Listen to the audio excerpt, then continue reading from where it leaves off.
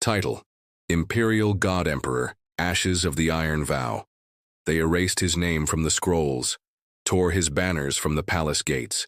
General Yue Tianlan, once the youngest commander to defend the western fortress, was accused of treason, stripped of rank, and exiled to the border wastes.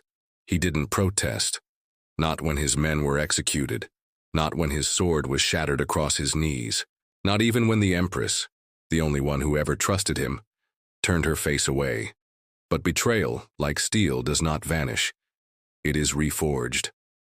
For 10 years, Tianlan wandered from province to province, protecting villages from rogue cultivators, bandits, and ghost beasts. He never took payment. He never revealed his name. They called him the Iron Vagrant. Children whispered tales of a silent man who wielded a broken blade that still sang in battle. Some swore they saw fire in his eyes, others, tears. One night, while defending a mountain hamlet from demon raiders, he met her. A lone rider with golden eyes and a phoenix birthmark. She knelt and whispered, "The Empress is dying, the court rots, the Empire needs its sword." Tianlan said nothing. She threw a scroll at his feet, a royal seal, a final plea. "You were always the true guardian," it read. "Forgive my silence, return." But his blade no longer gleamed, and he was no longer a general.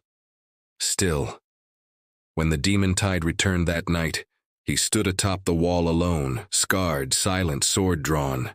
It wasn't steel he wielded, but memory, and memory burned.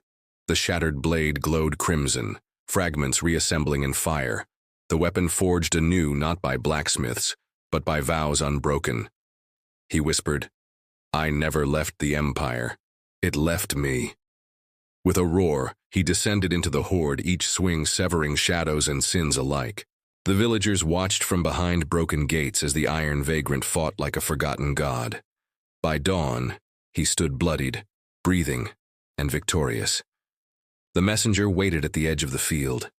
This time, he took the scroll, tucked it into his sleeve, and turned east toward the capital he once bled for. The Empire may not remember him, but his sword did.